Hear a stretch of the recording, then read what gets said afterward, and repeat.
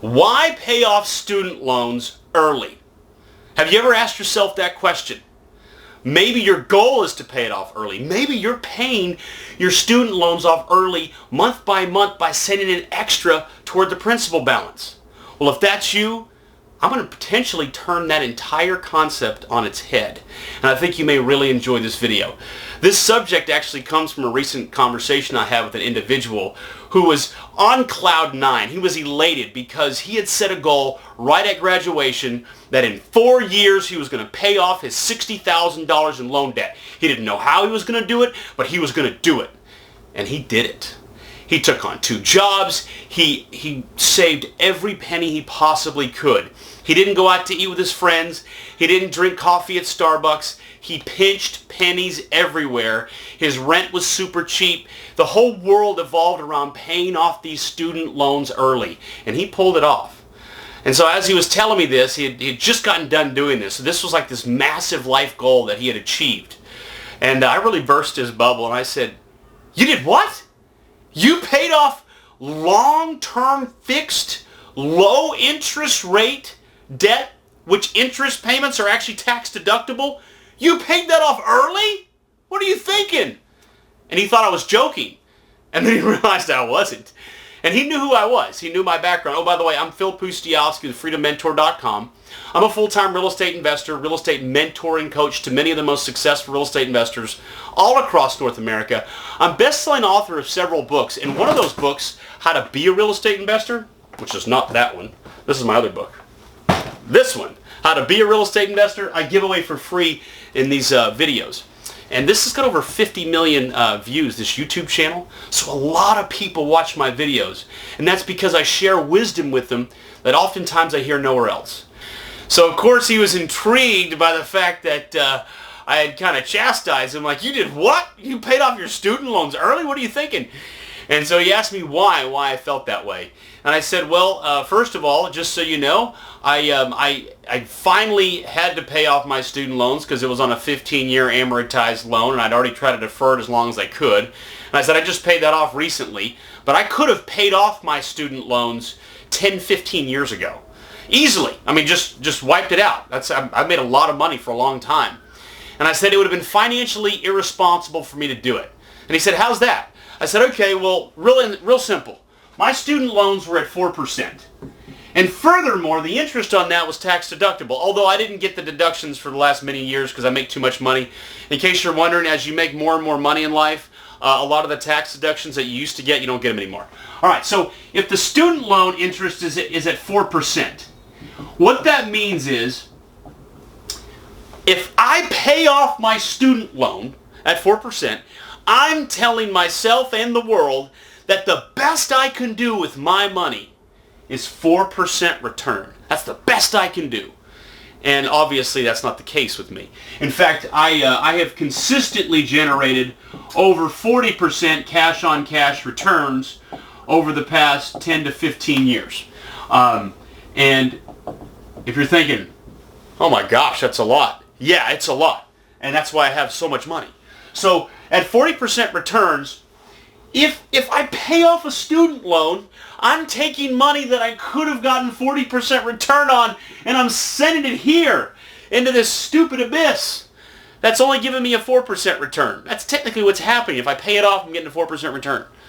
So I also mentioned, of course, the tax deductibility, and I also mentioned I love the fact that with a student loan that's been in place for a long time, it's a trade line on my credit that helps with a strong credit score. I've kept over 800 credit score for a very, very long time. And part of the reason is because I have older trade lines, and one of them was my student loan. I wanted to keep it there. So he said, "I never looked at it this way." And I said, "I'm sure you didn't." I said, "I mean, most people are just told, get out of debt, get out of debt, get out of debt." And I said that the reality is there's such thing as good debt. Not all debt is bad. And the perfect example is real estate, where if you own a rental property, the loan or the debt against that rental property, that's good debt. Because your asset, the rental property, is paying off the loan each month. And I actually have a video on should you pay off loans for your investment properties. And that video right there tells you, no, you shouldn't pay them off. You should keep them going. In fact, if you do, after 30 years, let's say it's 30-year amortized loan, if you do pay it off, refinance it. Get more debt going on that. Get more good debt against that asset. And so I'm going to argue, in addition to the fact that there is good debt for assets that you own, where you put debt against them, there's also you personally. You're an asset yourself. And so I'm going to argue that if you did that education and you spent that money, and that's where you got the student loan originated, for the purpose of improving your ability to earn an income or a larger income, I call that good debt. You're the asset. The good debt is that student loan, which is, I'm assuming it's fixed, it's low interest rate, and it's, tax deductible. And now what you have is the ability to earn a lot more money than you have to make payments on that student loan.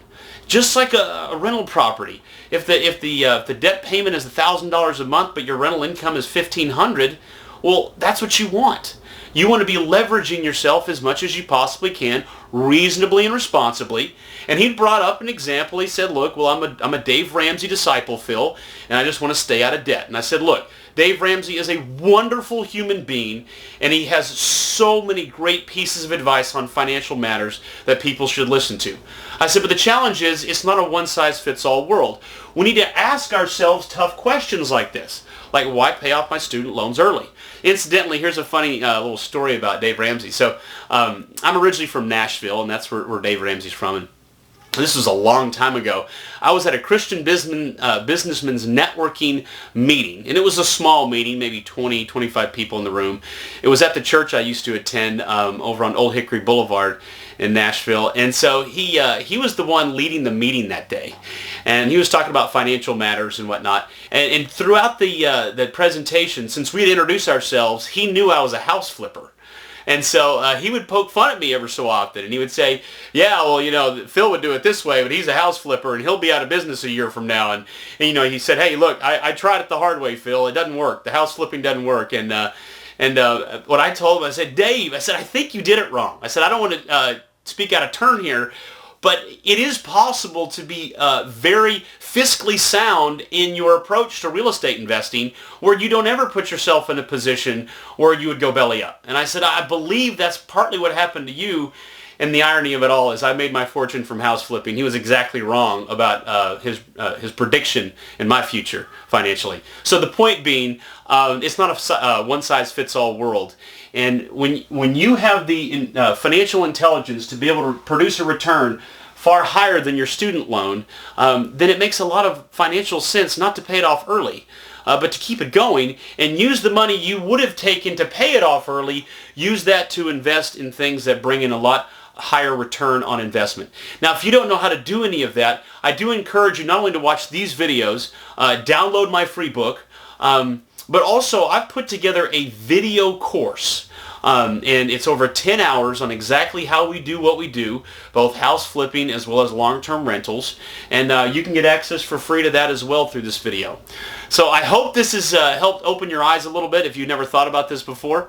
If you currently have student loans, if you can defer them, if you can keep them, again, fixed rate, low interest, keep them out as long as you can, and use that money wisely to invest in assets that bring in a much higher return than your student loan. Well, I'm Phil Pustialski with freedommentor.com. If you have any other questions, concerns on this topic, just put them down below here. And if you want to learn how we're able to produce these kind of returns consistently, again, we use leverage, when we buy real estate, we have loans. Consider my apprentice program, where my team and I, we coach and mentor people and turn them into real estate investing money-making machines. Well, again, thank you so much for watching this video. I'll see you on the next one.